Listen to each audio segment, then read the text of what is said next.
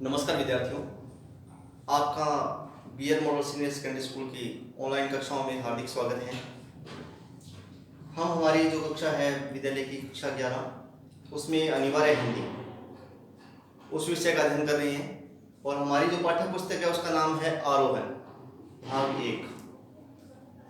तो आरोहण में हमारा जो काव्यखंड है, काव्यखंड का जो पहला अध्याय है उसका हम अध्ययन कर रहे हैं।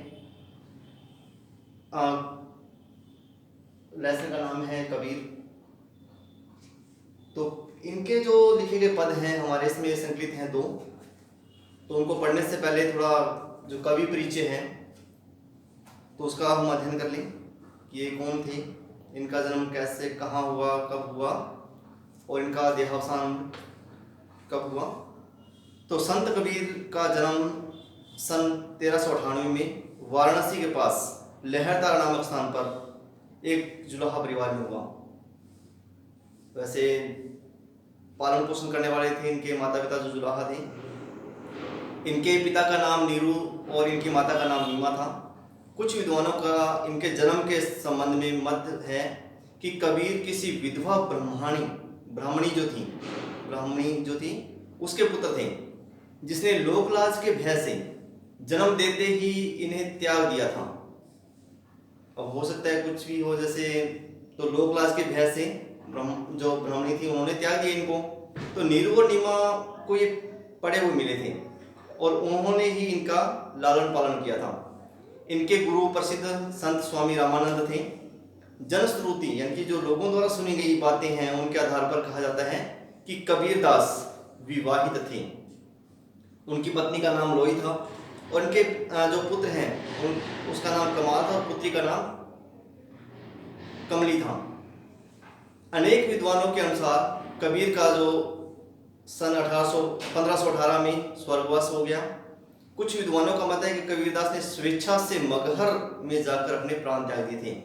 अब इसके पीछे एक किंवदंती है कि मगहर नामक स्थान जो है वहाँ पे अगर किसी की मृत्यु अगर होती है तो उसको मोक्ष की प्राप्ति नहीं होती बल्कि वह नरक का भागी होता है। तो ऐसी जो विचारधारा थी उसको ऐसे आडंबर जो कह सकते हैं, ऐसे जो विचार थे उनको दूर करने के लिए तो इन्होंने अपना जो अंतिम जो समय था मगहर नामक स्थान पर व्यतीत किया था और वहीं पे जाके इन्होंने अपने शरीर को त्याग दिया था। इनकी जो प्रसिद्ध रचनाएं हैं तो उसमें साखी, समुद्रमैनी ये 3 माने गए हैं। तो जो हमारे यहाँ पे पद संकलित की गई हैं तो इसमें परमात्मा जो है, परमात्मा का स्वरूप जो है वो एकाकार है, एक ही रूप है इनका, यानी कि अलग नहीं है।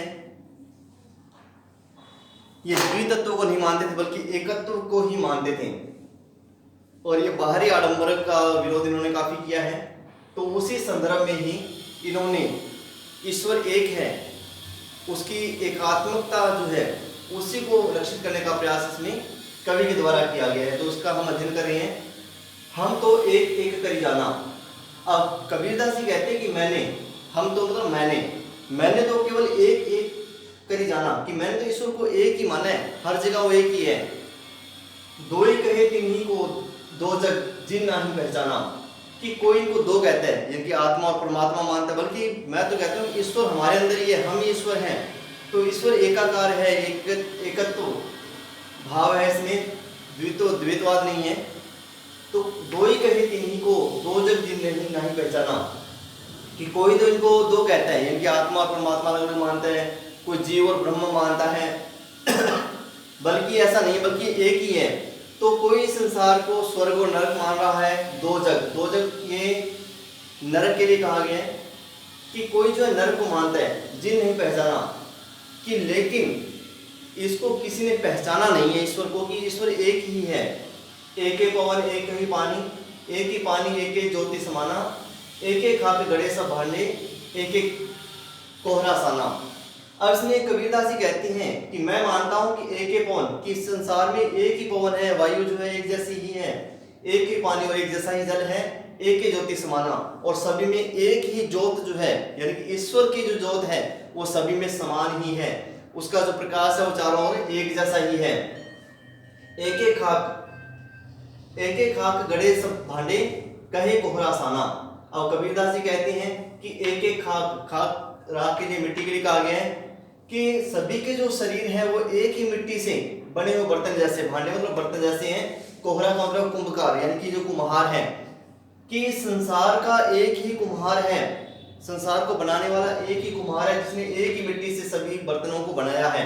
अर्थात सभी की संरचना अलग अलग हो सकती है, लेकिन बनाने वाला जो है कुंभकार, जो अर्थात जो ईश्वर है वो एक ही है, उसमें कोई भेद नहीं है और दूसरा कोई कुंभकार नहीं है, बनाने वाला दूसरा कोई नहीं है।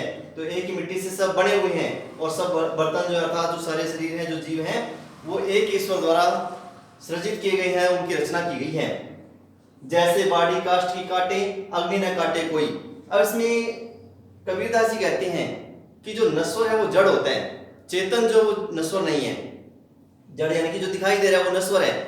तो जैसे बाड़ी काष्ठ की काटे, कि जिस प्रकार से बाड़ी का बढ़ई मतलब जो लकड़ी का काम करने वाला है, तो जो बढ़ई है वो लकड़ी को तो काट सकता है, काटे अग्नि न काटे कोई, कि अग्नि को कोई नहीं काट सकता, क्योंकि अग्नि जो है चेतन तत्व है उसमें, और अग्नि जो है, अग्नि का अस्तित्व कब होता है, जब वह लकड़ी के संपर्क में आती है।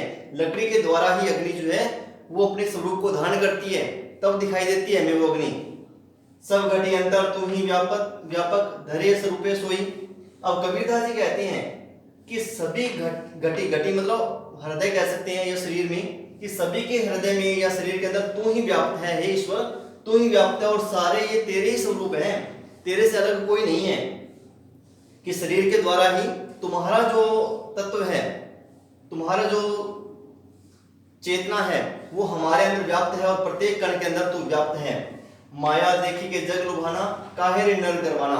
अब इसमें कहा है, कबीरदास जी कह रहे हैं कि हे मनुष्य, तू इस संसार में आकर मोह माया के बंधन में पड़कर इस संसार को लुभाते हुए क्यों कर रहा है। तो इस संसार में माया देखी के जग लुभाना, काहे रे नर करवाना, कि हे मनुष्य, तो इस संसार की मोह माया के बंधन में आकर इस संसारिक मोह माया में अपने आप को क्यों लुभा रहा है, अर्थात उसमें मोहित क्यों कर रहा है और इसके ऊपर घमंड क्यों कर रहा है।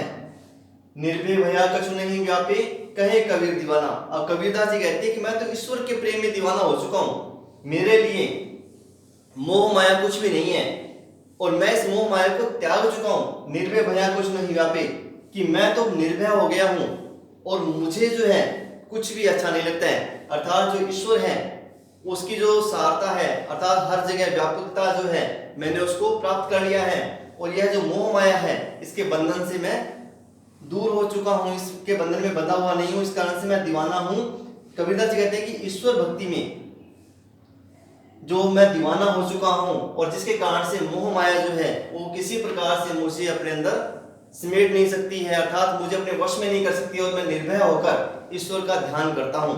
इस प्रकार से कबीरदास जी कहते हैं कि ईश्वर एक है, एक तत्व है, प्रत्येक कण में व्याप्त है, और हमें जो है इस संसार के मोह माया में अपने आप को मोहित नहीं करना चाहिए, अपने आप पर घमंड नहीं करना चाहिए, बल्कि ईश्वर की जो व्यापकता है हमें केवल उसका ही अध्ययन करना चाहिए। अब इसमें अपने अलंकार देखें तो एक एक शब्द एक जैसा आया हुआ है, और अर्थ भी इनका एक ही है। तो यहाँ पे यमक अलंकार है, अपने यमक अलंकार में पढ़ते हैं कि शब्द एक जैसे होते हैं और अर्थ एक ही होता है, तो वहां पे यमक अलंकार होता है, तो यहाँ पे यमक अलंकार है। तो यहाँ पे आगे अपने देखें, सब घटी अंतर तू ही व्यापक धरे स्वरूपे सोई। तो इसके अंदर जो है